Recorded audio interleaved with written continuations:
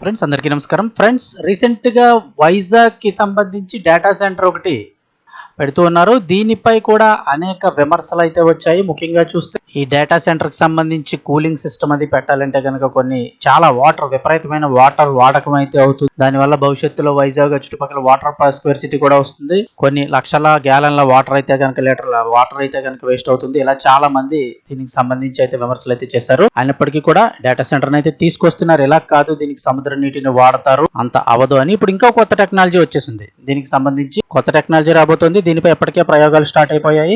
త్వరలోనే నీటిలో తేలే డేటా సెంటర్లు అయితే రాబోతున్నాయి. భవిష్యత్తు సాంకేతికత ఇదే అని చెప్తున్నారు. ఇక ఎక్కడో డేటా సెంటర్ కట్టి దానికి వాటర్ తీసుకువెళ్ళి సప్లై చేసి ఇలా ఏం కాకుండా డైరెక్ట్గా నీటిలోనే డేటా సెంటర్లు ఏర్పాటు చేసే విధంగా నీటిలో తేలే డేటా సెంటర్లు రాబోతున్నాయి. సో ఈ టెక్నాలజీ సంబంధించి కొంత ఇన్ఫర్మేషన్ తెలుసుకుందాము. వీడియో ఇంట్రెస్టింగ్ గా ఉంటుంది, పూర్తిగా చూడండి. అలాగే తప్పకుండా ఒక లైక్ చేసి ఛానల్ని సబ్స్క్రైబ్ చేసుకోండి.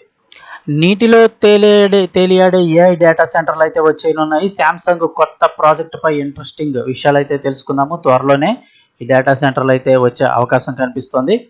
ఒకప్పుడు డేటా సెంటర్ అంటే భూమిపై భారీ భవనం గుర్తొచ్చేది, కానీ ఇప్పుడు టెక్నాలజీ కథ మారుతోంది. నేలపై చోటు తగ్గితే నీళ్లపైకి వెళ్ళాలంటున్నారు.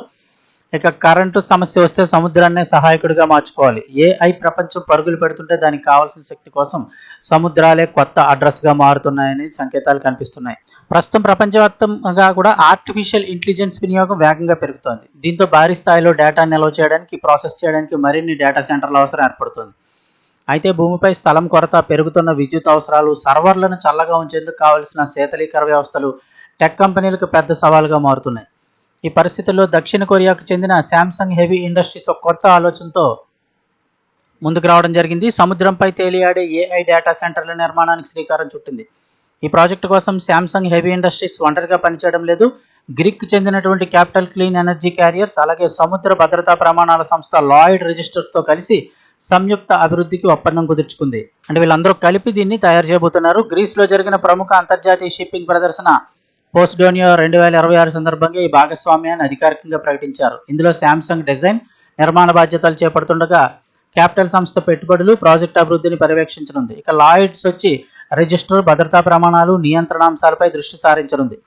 అసలు డేటా సెంటర్లను సముద్రంలో ఎందుకు ఏర్పాటు చేయాలనే ప్రశ్న చాలా మందికి రావచ్చు. కారణం చాలా సింపుల్.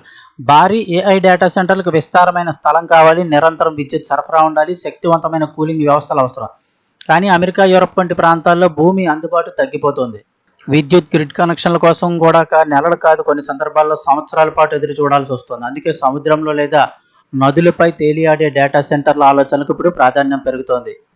ముఖ్యంగా సముద్రం నీటినే నేరుగా శీతలీకరణ కోసం వినియోగించడం వల్ల విద్యుత్ ఖర్చు కూడా భారీగా తగ్గే అవకాశం ఉంది. ఈ వాటర్ని డేటా సెంటర్ వరకు తీసుకెళ్ళక్కర్లేదు, అక్కడి నుంచి అక్కడికే కూలింగ్ సిస్టమ్కి అయితే వాడుకోవచ్చు. దీనివల్ల కరెంటు కూడా చాలా తగ్గుతుంది అంటున్నారు.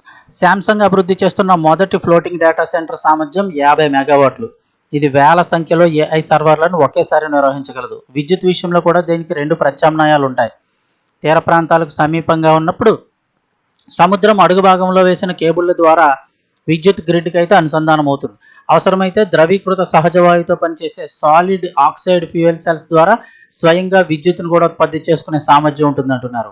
అయితే ఆలోచన ఎంత ఆకర్షణీయంగా ఉన్నా ఆచరణలోకి వచ్చేటప్పటికి కొన్ని సవాళ్లు మాత్రం తప్పవు. సముద్రంలో నిరంతరం కదులుతున్న వేదికపై సున్నితమైన ఏఐ సర్వర్లు నిర్వహించడం అంత తేలిక కాదు. అలల ప్రభావం, కంపనాలు, ఉప్పునీటి కారణంగా ఏర్పడే తుప్పు, అధిక తేమ వంటి అంశాలు హార్డ్వేర్ పనితీరుపై ప్రభావం చూపే అవకాశం ఉంది. ఈ సమస్యలకు పరిష్కారం కనుక్కునేందుకు Samsung heavy industries super micro సంస్థతో కలిసి పరిశోధనలు కొనసాగిస్తోంది. సముద్ర వాతావరణంలో సర్వర్లు ఎలా పనిచేస్తాయో ప్రస్తుతం పరీక్షలు నిర్వహిస్తోంది. ఈ ప్రాజెక్టు వర్కౌట్ అయితే టెక్నాలజీ రంగానికే కాదు, షిప్పింగ్ పరిశ్రమకు కూడా కొత్త అవకాశాలను తెరవచ్చు అంటున్నారు. ఇప్పటి వరకు సరుకు రవాణాపై ఆధారపడిన వాడ యజమానులు భవిష్యత్తులో టెక్ కంపెనీలు, క్లౌడ్ సేవల సంస్థలకు కూడా డేటా సెంటర్ సామర్థ్యాన్ని దీర్ఘకాలిక లీజుకి ఇచ్చి స్థిరమైన ఆదాయాన్ని సంపాదించే అవకాశం ఉందంటున్నారు. అంటే చాలా ఈజీ. ఓడలు ఉంటాయి కదా, కేవలం ట్రాన్స్పోర్ట్కే వాడుకునేవారు. అలాంటి ఓడలు ఉన్నాయనుకోండి, ఆ ఓడలు ఇప్పుడు వీటికి లీజుకి ఇచ్చేయచ్చు. సముద్రంలో అయినా కూడా అక్కడ వాటర్లో ఉండదు కదా, ఇలాగ ఏదైనా ఒక ఓడ కావాల్సి ఉంటుంది. ఇలాంటి ఓడలు ఏవైతే ఉంటాయో వాటికి ఓన్లీ ట్రాన్స్పోర్టేషన్కే ఇప్పుడు వాడుకుంటున్నారు. అలాంటి ఓడ యజమానులు ఎవరైనా ఉంటే లాంగ్ టైము, ఒక 50 సంవత్సరాలు, 100 సంవత్సరాలు ఇలా ఏదైనా లాంగ్ టైంకి ఇచ్చినట్టయితే కనుక 10 ఏళ్ళు, 20 ఏళ్ళు లీజుకి ఇస్తే ఆ వాడి యజమానులకి ఇంకా స్థిరంగా ప్రతి సంవత్సరం కూడా ఆదాయం కూడా వస్తుంది. అయితే ప్రస్తుతం ఈ రంగంలో శాంసంగ్ మాత్రమే అడుగులు వేస్తుంది అనుకుంటే పొరపాటు. జపాన్కి చెందిన మిత్సుయి ఓఎస్కే లైన్స్ సంస్థ, టర్కీకి చెందిన కర్పవర్షిప్ కలిపి 73 మెగావాట్ల సామర్థ్యంతో తేలియాడే డేటా సెంటర్ను 2027 నాటికి ప్రారంభించాలని లక్ష్యంగా పెట్టుకున్నాయి. మరోవైపు చైనాలో షాంఘై సమీపంలో 24 మెగావాట్ల నీటి అడుగున డేటా సెంటర్ ఇప్పటికే పూర్తి స్థాయిలో కార్యకలాపాలు కొనసాగిస్తోంది. అమెరికాలోని కాలిఫోర్నియాలో నాటిలస్ డేటా సెంటర్ 6.5 మెగావాట్ల సామర్థ్యంతో బార్జ్ ఆధారిత డేటా సెంటర్ని అయితే నిర్వహిస్తుంది. నిజానికి ఒకప్పుడు ఓడలు సరుకులు మాత్రమే మోసాయి, ఇప్పుడు అదే ఓడలు డేటాను మోయబోతున్నాయి. ఇక భవిష్యత్తులో ప్రపంచంలోని అతిపెద్ద ఏఐ వ్యవస్థలు భూమిపై కాదు సముద్రాల మధ్యలో పనిచేసే రోజులు కూడా దూరంలో లేవనే సంకేతాలు ఈ ప్రాజెక్టులు ఇస్తున్నాయి. ఏది ఏమైనా ఎవరు ముందుగా కనిపెట్టినా, ఎవరు ఈ టెక్నాలజీ వాడే త్వరలోనే ఇవి ఒకసారి వర్కౌట్ అయితే ప్రపంచవ్యాప్తంగా అందరూ కూడా వీటిని వాడుకునే అవకాశం ఉంటుంది.